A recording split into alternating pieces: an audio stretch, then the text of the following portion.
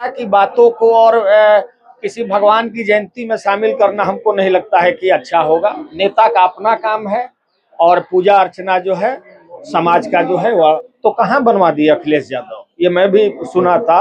और कार्यक्रम में यही नहीं, मायावती जी भी शायद यह बात को कही थी और वहाँ अखिलेश यादव जी भी बोले थे। लेकिन वो वही तो बोले कि नेता का बोलना और कहना, उनको सत्ता में कैसे काबिज रहना है, गद्दी पे कैसे बैठना है, उनको ये चिंता है, बल्कि समाज के लोगों का चिंता होती तो आज बहुत सारी समस्याएं हैं। मतलब नेता जाति का वोट लेने के लिए उस जाति के भगवान को लगभग लगातार 10 सालों से आरा में भगवान परशुराम की जयंती भव्य तरीके से मना रहे हैं। अंजनी तिवारी जी, चलिए मैं इनसे बात करता हूँ। ये लगातार पता चला है कि 10 सालों से आप भव्य तरीके से मना रहे हैं, इसके पीछे क्या उद्देश्य है? देखिए, भगवान की जयंती मनाने का कोई उद्देश्य नहीं होता है। भगवान की पूजा अर्चना है, सभी लोग एकत्रित होते हैं और समाज में जो बुराइयां हैं उसको दूर करने का एक संकल्पित दिवस होता है। उस दिवस को हम लोग जो है बुराइयों को दूर करें और अच्छाइयाँ अपने अंदर आए।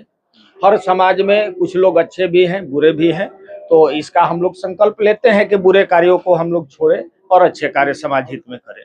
हर जयंतियां मनाई जाती है और हर जयंतियां में देखने को मिलता है कि लोग सड़कों पे निकलते हैं। जहां भी परशुराम जयंती मनाई जाती है, सड़कों पे नहीं निकल करके एक बंद कमरे में जयंती मनाई जाती है। देखिए, बंद कमरे में और निकल के प्रदर्शन करना, यह दिखावा हो गया। यह पूजा कम, दिखावा ज्यादा है। हमको लगता है, यह व्यक्तिगत राय है, पूजा करना है तो उसमें शांति प्रिय पूजा हो, किसी को कोई कठिनाई ना हो। अब प्रदर्शन करना है, कोई बीमार है, आप रोड जाम करके उस भगवान का प्रदर्शन कर रहे हैं और एम्बुलेंस में जाते वक्त जाम में वो व्यक्ति की मृत्यु होती है, तो हमको नहीं लगता है कि वो प्रदर्शन की पूजा अच्छा है या हम शांति जगहों पे कहीं पूजा कर ले वो अच्छा है। तो हमको लगता है कि कहीं एक जगह किसी को कोई परेशानी ना हो, समाज के लोगों को बुरा ना लगे, इसलिए जो है इकट्ठा करके कार्यक्रम और पूजा किया जा सकता है। राजनीतिक रूप तो देने का ये मंच नहीं है ना? बिल्कुल नहीं, बिल्कुल नहीं। लोग कहते हैं कहीं भी इस तरह का मंच सजता है, किसी भी जयंती की हो, तो वहां पर यही कहा जाता है कि ये राजनीतिक मंच है। नहीं, ऐसी कभी भी परशुराम जयंती जो है राजनीतिक मंच नहीं रहा है, मैं आपको बता देना चाहता हूं। और समाज में एक खास वर्ग के लोग जो है भगवान परशुराम की पूजा करते हैं। मानने वाले तो समाज में हर लोग हैं, लेकिन उपस्थिति समाज के हर लोगों की होती है। लेकिन समाज के ही कुछ लोगों द्वारा द्वेष की भी बातें रखी जाती है, इससे थोड़ा लोगों को संकोच है। लेकिन समाज के सभी लोग जो है इस पूजा में शामिल होते हैं, आते भी, मानते भी। अभी चुनाव चल रहा है इसलिए सवाल किया, क्योंकि जब भी चुनाव आता है तो नेता कहने लगते हैं कि हम ये करेंगे, भगवान के नाम पे भी राजनीति होने लगती है। देखिए, नेता जो कहते हैं वो करते नहीं, और जो कहेंगे वो करते नहीं है, तो फिर नेता की बातों को और किसी भगवान की जयंती में शामिल करना हमको नहीं लगता है कि अच्छा होगा। नेता का अपना काम है और पूजा अर्चना जो है समाज का जो है वह अलग। क्योंकि मैं इसलिए सवाल ये किया कि 2022 का चुनाव में लोग उत्तर प्रदेश विधानसभा का कवर किया था, वहां पर अखिलेश यादव खुद आए थे और बोले थे कि मैं इतना भव्य मूर्ति बनवाऊंगा भगवान परशुराम की। तो कहाँ बनवा दिया अखिलेश यादव, ये मैं भी सुना था। और कार्यक्रम में यही नहीं, मायावती जी भी शायद यह बात को कही थी और वहाँ अखिलेश यादव जी भी बोले थे। लेकिन वो वही तो बोले कि नेता का बोलना और कहना, उनको सत्ता में कैसे काबिज रहना है, गद्दी पे कैसे बैठना है, उनको ये चिंता है, बल्कि समाज के लोगों का चिंता होती तो आज बहुत सारी समस्याएं हैं। मतलब नेता जाति का वोट लेने के लिए उस जाति के भगवान को कहते हैं कि हम ये करेंगे।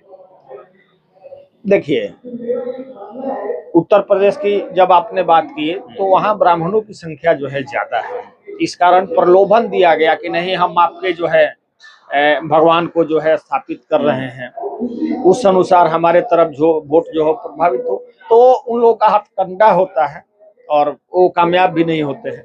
क्योंकि ब्राह्मण जो है बहुत ही विवेकशील व्यक्ति होता है, बुद्धिजीवी है, शिक्षित है समाज को शिक्षा देने का काम करता है। तो ब्राह्मण जो है बहकने वाला नहीं है इन्हें नेताओं के झूठे वादों पे। लोग कहते हैं ना कि ये बिखरे हुए हैं, देखिए, इकट्ठा नहीं है। जब किसी भी वर्ग के बुद्धिजीवी लोग इकट्ठा होंगे तो तार्किक बातें होने लगेंगे। उस तार्किक बातों में जो है एक बात नहीं शामिल होगी। तो इसलिए लोग कहते हैं कि वो माने विघटित, उसको क्या बोला जाए कि माने एकजुट लोग नहीं है। यही बात है। विद्वान है, बुद्धिजीवी लोग हैं, समाज को संदेश देने वाले हैं। और ये कहना जो है गलत है कि एकजुट नहीं है। सभी लोग एकजुट हैं, एक विचारधारा के लोग हैं और सबका एक सोच है कि समाज को एक अच्छा संदेश देना। कहाँ कहाँ से आज लोग आए हुए हैं? देखिए, यहाँ से चूंकि चुनावी माहौल है, चुनावी माहौल में राजनीतिक लोग की उपस्थिति बहुत कम है। सामाजिक तौर पे जितने भी लोग हैं बक्सर से भी आए, ससाराम से, मुंगेर से, पटना से, आरा से, विक्रमगंज, सभी माने जगहों से लोग आए हुए हैं। क्योंकि मैं पिछली बार देखा था कि जब आरा में आप मना रहे थे परशुराम जयंती, तो उस समय नेता लोग की उपस्थिति ज्यादा थी। तो वही तो बोलेगी, चूंकि चुनावी माहौल है और यदि यहाँ इकट्ठा लोग हैं तो सभी लोगों का विचारधारा अलग हो सकता है, राजनीतिक विचारधारा। तो उसमें राजनीतिक लोगों का बुलाना और कहीं किसी तरफ झुकाव हो तो हमको नहीं लगता है कि ये अच्छी बात होगी। इसलिए राजनीतिक लोगों की उपस्थिति कम है और जो भी लोग हैं यहाँ सामाजिक लोग हैं, सब लोग बुद्धिजीवी लोग हैं। तो देखिए, समाजी लोग हैं, बुद्धिजीवी लोग हैं और भव्य तरीके से हर साल लगातार 10 सालों से भगवान परशुराम की जयंती मनाते आ रहे हैं और आज आप देख रहे हैं कि पीछे भीड़ जुटी हुई है। तो चलिए, फिलहाल इसको इतना ही। बने रहिए हमारे साथ। नमस्कार।